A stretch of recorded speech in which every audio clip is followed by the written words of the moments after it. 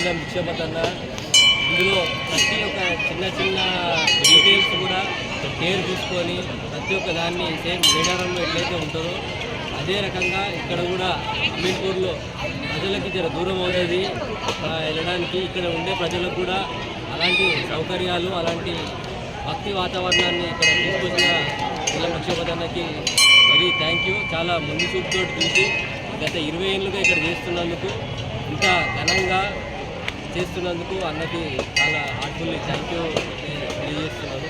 భక్తులు కూడా ఇక్కడికి వచ్చిన వాళ్ళు కూడా అందరూ చాలా సంతోషంగా చాలా ఉత్సాహంగా కనిపిస్తున్నారు.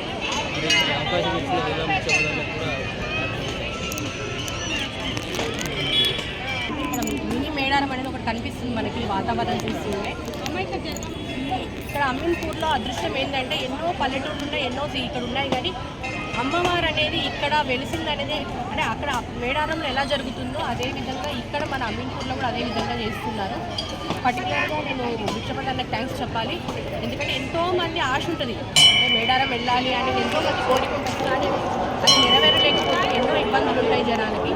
అటువంటి ఇబ్బందులను కూడా అర్థం చేసుకొని ప్రతి ఒక్కరూ అమ్మవారి ఆశీస్సులు ఉండాలనుకుంటూ అమ్మాయి ఇక్కడ తెచ్చి ఇంత విధంగా అంటే అందరూ సపోర్ట్ తీసుకుంటూ ఇంత విధంగా చేస్తున్నారు ప్రతి సంవత్సరం. ఇంకోటంటే ఎటువంటి అంటే వచ్చిన జనాలకు కూడా ఎటువంటి ఇబ్బందులు పడకుండా వాటర్ కానీ ఏ ఫెసిలిటీస్ అయినా ఆర్గనైజ్ చేస్తున్నారు. ఇలా ముందు రోజులు కూడా ఇంకా ఎక్కువ చేయాలని కోరుకుంటున్నాము. మా తరఫు సహాయం కూడా మేము చేస్తామని మాట